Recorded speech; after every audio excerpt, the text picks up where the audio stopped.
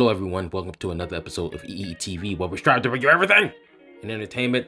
I'm going to name this segment's nerdy news / quick shots. So, as you already know, that announced yesterday, Comcast has decided to pull the plug on G4 TV.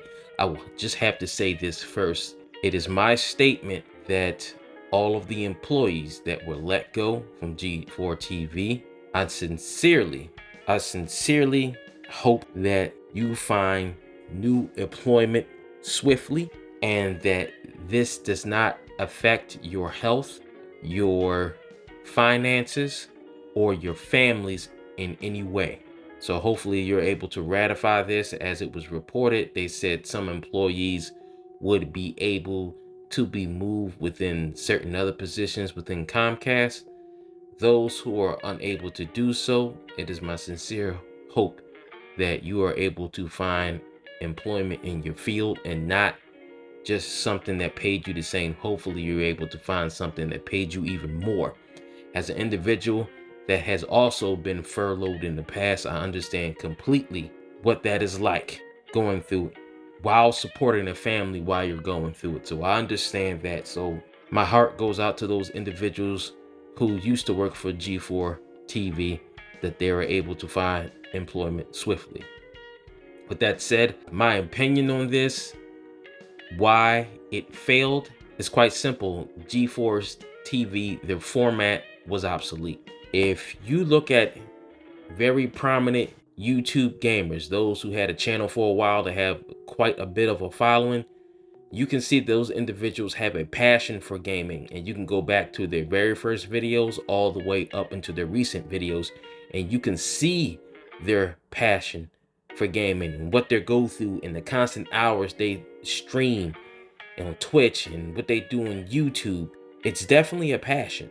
And for G4, having an individual that's a late Gen Xer, I have watched G4 when it was prominent back when it first came out, and I loved it. It was great.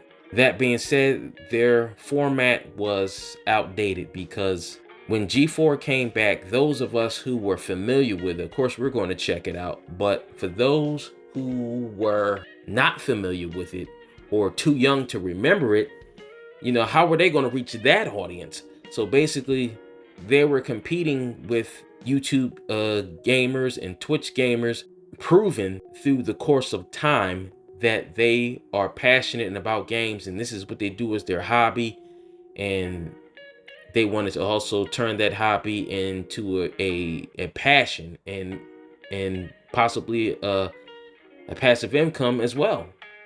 And then to go from that, and then when G4 came back onto the scene, and you're seeing the way how they did stuff, scripted and giving their opinion and all, how are you going to exactly win over and gain a new audience? And also, how are you going to win over your former audience who switched over to watching Twitch and YouTube streamers, seeming as I can go and see how personable other gamers were getting into this material, and then their version of things were like how it was in the past. It was structured, and structure is important, but it was too scripted. It was almost exactly like how they did it in the past, versus when it comes to gaming, if you take a more personable approach, you're going to gain more of an audience, because they can see that you're genuine.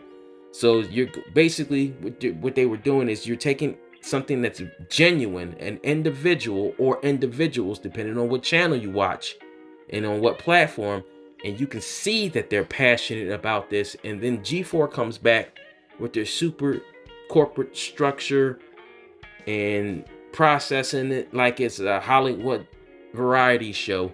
You're not going to win out against a passionate individual, because this passion wins over everything. You can tell that the other individuals who do this, they really, really enjoy these games. And then you're bringing in hosts that have done that before, but also, if you have watched G4, you could tell, depending on who was hosting that particular game at that particular time, that person might not have even played it or was as excited or passionate about it as the Twitch streamer or the YouTuber. And that's the reason why it failed. You know, you're trying to outdo passion with a corporate structure, and that does not go well with gaming. It doesn't. You could tell who really likes it and who really plays it and who understands it and who wants companies and certain games and sequels to do better, and who's just doing it just for clicks and views. Point blank. Once again, my heart goes out to all the individuals, every single last one of you affected by this. And hopefully you're able to find employment swiftly and you're getting paid more in what you're doing. That's all I have for this one. Thank you for tuning in for this episode. I'll see you in the next one.